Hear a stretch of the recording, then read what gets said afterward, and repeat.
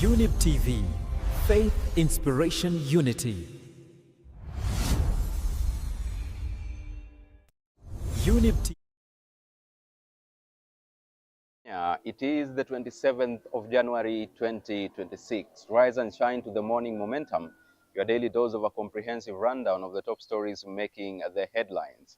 Now, this morning we're going to take a look at what's happening on the Daily Nation. But before then, remember to follow us across all our social media platforms at Younib Media TV everywhere, and use the hashtag The Morning Momentum at Younib Media TV at Alphonse Albakwekwe. My name is Alphonse Ouma. On the front page of the Daily Nation this morning, storm over Gachagua gun attacks. Now, the clergy has condemned Sunday's disruption of a church service attended by former DP Rigathi Gachagua and demanded an end to the desecration of places of worship by police officers and goons. That story is augmented for you on page 4 and page 5. Is it a cover-up? After attacks on former deputy president, authorities still vow stern action as perpetrators walk free. Now, you have the dates here that Rigathi Gachagua has been facing attacks all the way from November 2024 to January 2026, all of them augmented for you on the front page of the Daily Nation. Now, on page 7 this morning, taxpayers face heavier burden as county chiefs set to earn state pension. And on page 2 this morning, how learners who cannot read and progressing to junior school. Now, half of the learners in grade 6 can neither read and comprehend a grade 3 level English story, nor solve numeracy problems for that class. A new report shows raising serious questions about the quality of education. The report reveals that learners are ill-prepared for study in junior school and subsequent levels. Grade 6 is the last class in primary school before learners transit to junior school under the competency-based education. That story is augmented for you on page 2. And now we get up close and candid. We start on page 2 in the education sector. That story we just touched on. Survey reveals the dire state of grade 6 literacy skills. The findings suggest that many learners are ill-prepared for junior school and subsequent learning stages. Report paints a worrying picture in public primary schools where 51.3% of grade 6 learners are unable to read and comprehend a grade 3 appropriate English story. That story is augmented for you on page 2. On page 3 this morning, an appeal from D+ to B-. Mother of 2 revives nursing dream after 15-year pause. Ms. Jerop is calling on well-wishers to support her through her education at a medical institution. She kept her 2025 KCSE registration to herself for fear of disappointing her family if she failed the exam. Now, this lady here sat her KCSE 15 years ago and scored a D+, and now recently redid the exam and scored a B-, and that has just revived her dream of becoming a nurse 15 years later. Let's take a look at page 4. Church and political leaders condemn Gachagua attacks. Now, leaders say the goons and police officers have become emboldened as they enjoy political patronage in security system and no action is taken against the suspects. Security officials have offered no information regarding their investigations into previous attacks on the former deputy presidents. Former DP allies have been attacked, and 6 of the Mr. Rigathi Gachagua and his allies were attacked at least 6 times last year alone, with some of the violence being perpetrated in or around the churches. So that is augmented for you on page 4 and page 5 this morning. Also this morning on page 5, Sakaja and 5 county officials risk jail for failure to effect the collective bargaining agreement. Nairobi Governor Johnson Sakaja risks a 6-month jail term over failure to implement a collective bargaining agreement with county government workers. In an application filed before the Employment and Labor Relations Court, the Kenya County Government Workers Union wants Mr. Sakaja and 5 other senior county officials summoned to explain why they should not be cited for contempt of court. That story is augmented for you on page 5. On page 6 this morning, controversy. Matiang'i, Kenya is on the path to anarchy. Ruling party has a strategy to weaken the opposition by co-opting Jubilee lawmakers within its ranks. Jubilee Party presidential aspirant has condemned Sunday's attack on Democracy for the Citizens Party leader Rigathi Gachagua. Now, he said, and I quote, "What happened in Othaya is shameful and has become a routine.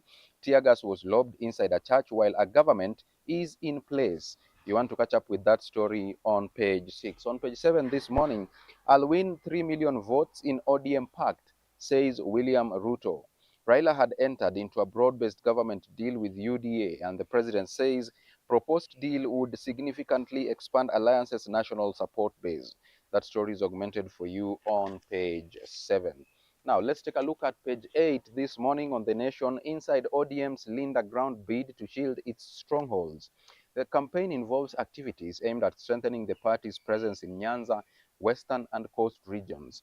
Despite wrangles and death of its leader, ODM is reasserting its political authority. 700,000 is the number of new voters ODM is targeting to enlist through a mass registration drive across Kisumu, Homa Bay, Siaya, and Migori counties. You will catch up with that on page 8. On page 10 this morning, track record. LSK polls shows Wanyama bets on practice reforms and litigation. Mr. Wanyama cites his litigation history as evidence of independence. Lawyer says under his presidency, LSK will take a strong lead in defending human rights. You will catch up with that story on page 10. Let's take a look at page 12. Health workers go 19 months without pay. In the dark, workers say they have received no formal communication on their fate from the health ministry. Global Fund State had agreed the medics would be absorbed once the program ended. That story is augmented for you on page 12. And the number stand 91 is the number of health workers who are not absorbed by counties after a Global Fund program ended. That story is augmented for you on page 12. Now, on page 14 this morning, hunt for suspected terrorists after teacher and chief were killed in raid. Police spokesperson acknowledges worrying trend of rising crime, but calls for calm. Militants arrived in Hulugo at about 1 a.m. and stormed the police station before raiding the chief's home, witnesses say. That story is augmented for you on page 14. Also on page 14 this morning, age of beneficiaries in Inua Jamii plan may be lowered to 60. Now, the National Treasury is considering lowering the eligibility age for the Inua Jamii cash transfer program from 70 to 60 years in a proposals contained in the draft 2026 budget policy statement. The document recommends reducing the qualifying age to 60 following concerns raised by the National Assembly during scrutiny of the 2024-2025 budget policy statement, which questioned why eligibility was set at 70 despite Kenya's average life expectancy standing at 68 years. Now, let's take a look at expert opinion. Special courts major boost to renewed war on drugs. These are sentiments by Anthony Omerikwa. He says, and I quote, "It signals that the country is serious about dismantling drug networks and holding traffickers accountable." You want to catch up with that on page 16. Also this morning, address education mess. Now, these are the sentiments of Alex Ogutu, and I quote him, "The media has done a commendable job of sustaining focus on the sector," end of quote. You want to catch up with more of what he thinks about that on page 16 of the Daily Nation this morning. On DN2 article, Powering SMEs this morning, the making of a mobile spa. Now, the Wellness Center also provides specialized treatments for clients who are differently abled and those with health challenges, as well as those recovering from illness. You want to catch up with that amazing human interest story on page 2 and page 3 of the DN2 article this morning. Now, on to more expert opinion. Police brutality must stop now. These are sentiments of Macharia Gaido, and he says, I quote him, "Senior personalities like Deputy President Kithure Kindiki and Interior CS Kipchumba Murkomen are feigning outrage on the issue." You'll catch up with that on page 17. Now, on County News this morning, Mombasa is ready for oil exports, says Ports Agency. Now, trucks have been scheduled to transport crude oil starting December.